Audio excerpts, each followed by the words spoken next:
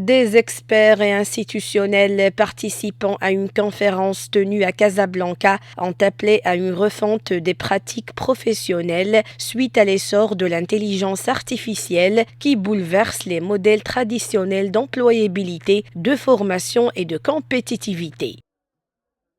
Aujourd'hui, il y a plein d'énergie, plein d'opportunités pour le Maroc, pour les jeunes Marocains.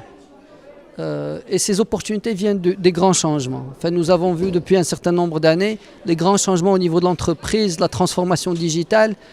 Et la meilleure manière pour une université de s'assurer que les talents qu'elle forme sont à la page, c'est d'avoir une relation intime avec l'entreprise, pour s'accompagner mutuellement et pour que ces étudiants regardent ce qui se passe et la connexion, l'interaction, la relation avec l'entreprise.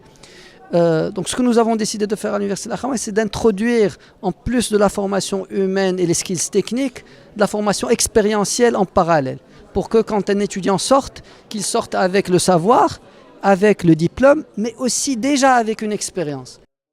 Organisé par l'Université Al-Akhawayn en partenariat avec le groupe Le Matin sous le thème Employabilité et compétitivité à l'ère de l'intelligence artificielle, défis et opportunités pour le Maroc. Cette conférence a réuni des décideurs académiques, des représentants du secteur privé et des experts du numérique autour d'un constat unanime: l'intelligence artificielle accélère une mutation profonde du monde du travail.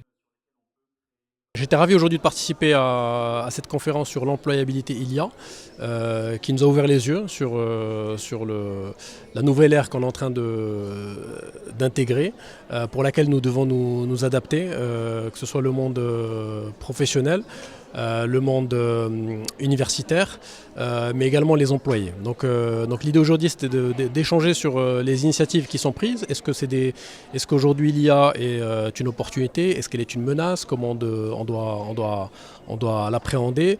Ce qui est sûr, c'est que nous devons tous aujourd'hui prendre ce virage-là. Nous ne pouvons pas se permettre d'attendre que ça se passe. C'est une révolution, comme l'a été Internet, comme l'a été la révolution industrielle par le passé.